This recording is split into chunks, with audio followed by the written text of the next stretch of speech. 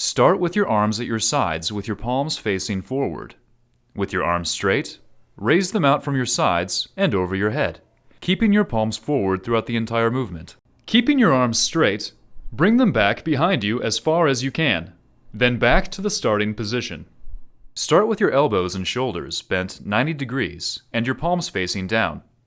Rotate your arms up and back as far as you can, and then forward and down as far as you can, keeping your elbows in the same spot during the movement. Like the person on the screen, begin with your arms straight out in front of you, just in front of your hips. Bring your arms up and behind your head, then all the way down, back past your hips and behind you.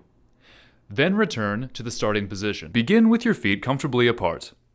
Tuck your chin to your chest and continue to round your back forward, bending at the hips in an attempt to touch your forehead to your knees. Like the person on the screen, begin with your hands on your hips.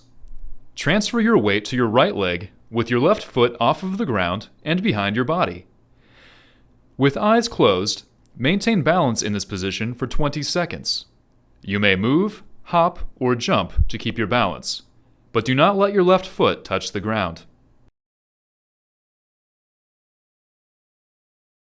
Begin with your hands on your hips. Transfer your weight to your left leg with your right foot off the ground and behind your body. With eyes closed, maintain balance in this position for 20 seconds.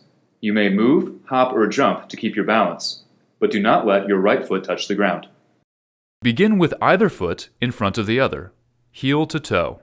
Keep your hands on your hips and balance for 20 seconds with your eyes closed. Begin with your feet shoulder width apart and toes pointing forward. In one fluid motion, squat as low as possible and then return to the starting position.